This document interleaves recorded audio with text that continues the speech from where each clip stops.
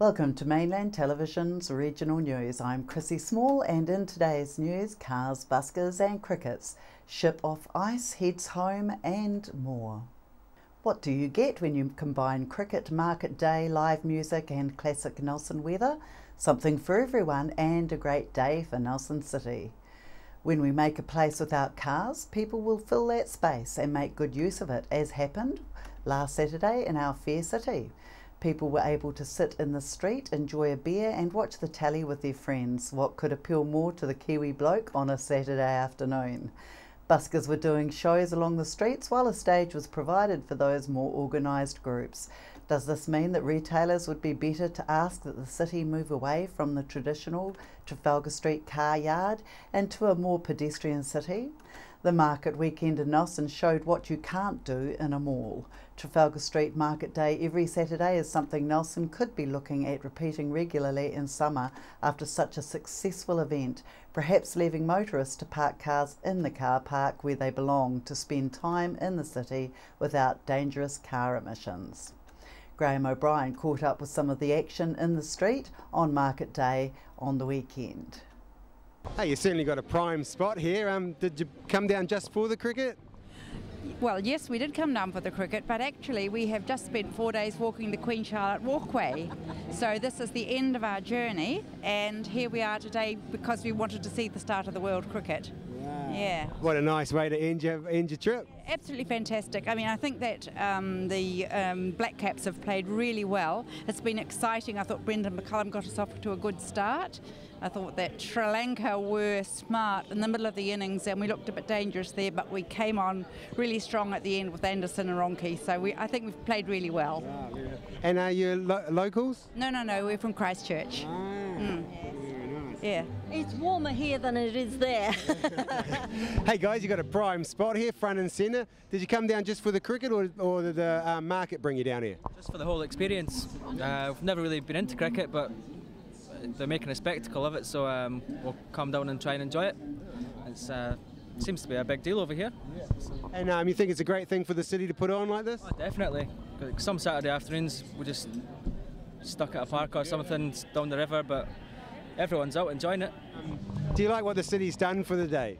Oh, absolutely exciting. My daughter plays in the Samba band, and so we were here at the beginning of the day when the festival kicked off. So no, it's really wonderful. I think that having the street closed off and the market, the whole thing's got a wonderful, friendly, family atmosphere, and it's a truly great event, and so we're thrilled to be here. What brought you down here today? Just a great atmosphere, have a look around and some great music. Oh, no. So not for the cricket? Maybe have a little look, but yeah, just more the atmosphere. Yeah. And how long do you think you've stayed in town today? I'll stay in for a few hours now. Yeah. And do you usually come down for the Saturday market? Sometimes, but this is great. It's really great. What brought you down here today? A coincidence. We happen to be coming into the other market, and this is on as well. Wow, great. And have you picked up any bargains, or have you been up there looking at the cricket? No, we're ignoring the cricket, and we've had picnic lunch from the market, and we've took it up to the cathedral to eat under the trees. Fantastic. And this has held you in town for a lot longer than what you expected? Yes. Been here a wee bit longer. The market day brought all kinds of people out, with many just there to share in the celebration of the Cricket World Cup, which kicked off in 1903 Square in Nelson, with many relaxing in front of the big screen. The crowd was obviously delighted by the big screen action taking place from Christchurch and relayed live around the country. Nelson City has thrown its weight in behind the event, with games scheduled to be played in Nelson, with the first taking place this week on Monday. The game was a complete sellout and police attended what appeared to be a well-behaved stadium full of people, while keeping a lookout for cricket scalpers. Traffic control went without too many problems and people went along to with the outlook to enjoy a great day of international cricket. Nelson turned on a no-rain day for their first international match, complete with cloud cover to keep the heat down for players and onlookers alike. At the time of our news going to air, the match was on and people were seated and police were comfortable with the behaviour of those attending. It doesn't happen often, but sometimes there is a bonus to living on Nelson's busiest road in Nelson, and that is when the annual car show comes to town. The residents can pull up a chair at their gate, have the chili bin close at hand, and take in the sights and sounds of some of the beautifully restored cars that many of us may remember owning. That forms some of our best childhood memories, or could only own if we won lotto, and we marvel at the time and money that has gone into restoring these marvellous vehicles. There was something for everyone this weekend, and even if we won't admit it deep down, there is a bit of a rev head in many of us, well, at least for the blokes anyway. Even the comments from the fairer sex of what a nice colour couldn't stop the men from talking about engine size, horsepower, and the best model of Holden or Falcon. It is hard to connect with your neighbours when 30,000 cars a day go down your street, but on this day it was the cars that usually stop us from crossing the road that made it possible to bring us all together. A man swimming off to Hunanui Beach has caused concern for Nelson Bay's police, who responded to a report from concerned members of the public that a man was seen entering the water at Te Hunanui Beach Sunday evening and did not reappear. The man reportedly entered the water about 7:10 p.m. He was wearing board shorts and glasses and left his jandals on the beach. He was described as Caucasian in his 30s with dark spiky hair and appeared to be about 6 foot tall. Police would like to hear from anyone who had been swimming at the beach around that time and that fits that description. A search was called Sunday evening with Coast Guard, Surf Rescue and Harbour Master on the water, while the Nelson Tasman Rescue helicopter conducted an aerial search of the area.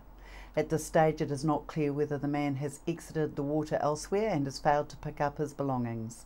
No further information had come to light to suggest someone is missing by the time of going to air, and no further search is planned at this stage. Anyone with any information that may assist in the whereabouts of this man can contact Nelson Police on 546 3840. In a rescue mission off Antarctica, Tally's fishing boat Janus was sent out to assist a toothfish trawler caught in ice 1,500 kilometres from the McMurdo Sound in Antarctica last Wednesday, and it was due to reach the scene over the weekend. The distressed trawler had among the 26 crew 13 New Zealanders on board the Antarctic Chieftain, which had become trapped after 3 propellers out of 4 were damaged when trying to get out of the ice on Wednesday. The trawler's captain is a Golden Bay skipper. The vessel was licensed to harvest Patagonian toothfish in the Southern Ocean, sailing under an Australian flag while operated by Australian Longline, which is half owned by Sealord. The vessel found itself surrounded by ice floes of up to 3 metres thick. However, the vessel was broken from the ice by Polar Star, which was a United States Coast Guard icebreaker, on Saturday, and it was expected it would need to be towed from the area. However, Arctic Chieftain was last reported making its own way out into the open water under its own steam after a short tow by the icebreaker, and is heading to Port Nelson. The Tally's ship Janus had steamed to the area and had been prepared to tow it to the nearest safe harbour.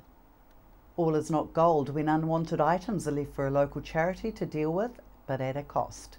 Nelson's Salvation Army volunteer Janice Fayan spoke to Mainland about the cost of dealing with these types of unwanted donations, which have made their job one of rubbish collection, up to 3 times in the past week alone.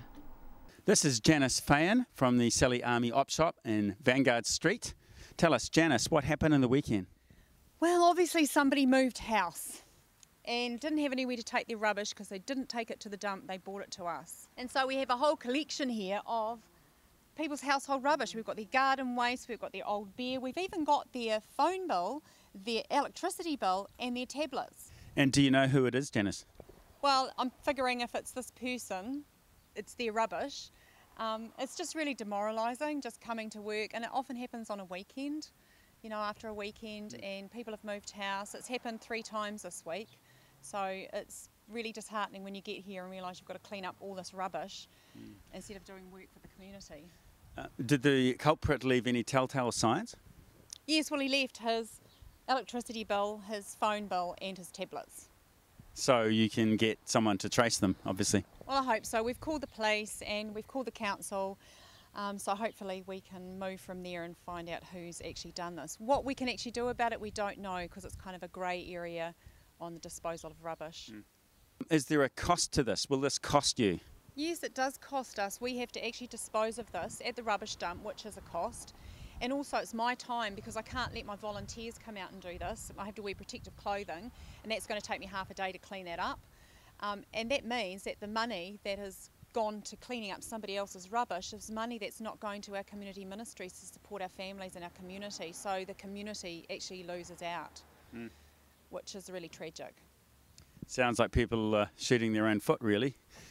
Yeah, well, often it could be people that we might be helping, you know, and we would just rather the money that we make, and we work really hard, our staff and volunteers just work, above and beyond whatever's asked of them. And then to come to this, it's really disheartening for everybody that we've got to pay and spend the time moving trash when we could be supporting other people. A public meeting is being held by Nelson City Council on Tuesday this week at 5 p.m. in the Council chamber to update those interested on how the development of the Draft Brook Recreation Reserve Management Plan is progressing. The plan will set out the activities that can take place within the area of council-owned land that includes the recreational reserve and the Brook Motor Camp. Throughout December and January, Council sought suggestions from the public and key stakeholders about how the reserve should be used in the future, what needs protection on the site, and how the setting could best serve both Nelsonians and visitors to the region. Council received 28 comments in total. Council is now hosting the meeting to check it has received all key information as the first stage of consultation closes. The meeting will also outline the next steps in the process and answer any questions people may have. Information gathered during this initial phase will be incorporated into the Draft Brook Recreational Reserve Management Plan, which the public can provide further feedback on during an 8-week consultation scheduled to start in April. The meeting will be in the Council chamber on level 2 of Civic House in Trafalgar Street, and the meeting is expected to take around 1 to 2 hours. People arriving after 5 p.m. are asked to use the side entrance, which is a green door on Trafalgar Street, as the main entrance will be locked at 5 p.m. The Nelson City Council's 30-minute rule for buskers mean they have to move spots every half hour. However, this last weekend there was an exception made for Uniquely Nelson's Market Day. We'll leave you now with one of the weekend's busking groups, the Lee family. Morning. What got you started busking? Busking's a lot of fun. It's a great way of entertaining other people, and my two daughters here, Alice and Libby, it's a good way of getting them out and exposing them to playing in front of people in a really fun way. Great. And what sort of different styles do you usually play? We play a mix of stuff using the mandolin, and Alice sings and plays the piano. We can't have a piano here today, unfortunately, because we're totally unplugged, but when we do plug in, we use the piano as well. So it's a real mix of modern music that the girls like listening to, through to some of the old classics that I like listening to. And do you think the people in Nelson are fairly generous towards buskers like yourselves? I think they are on the whole, yeah. I've done a bit around Nelson now and get a good response from people. It's about if you can get a crowd, a group of people gathering. We've actually had people dancing on the pavement, which is awesome. Yeah. So what time have you been here since this morning? We kicked off at 9 o'clock, nice and early. And now it must be about 11 o'clock? Past 11, so we'll do a couple more, and there'll probably be someone else moving in here, and we'll move on.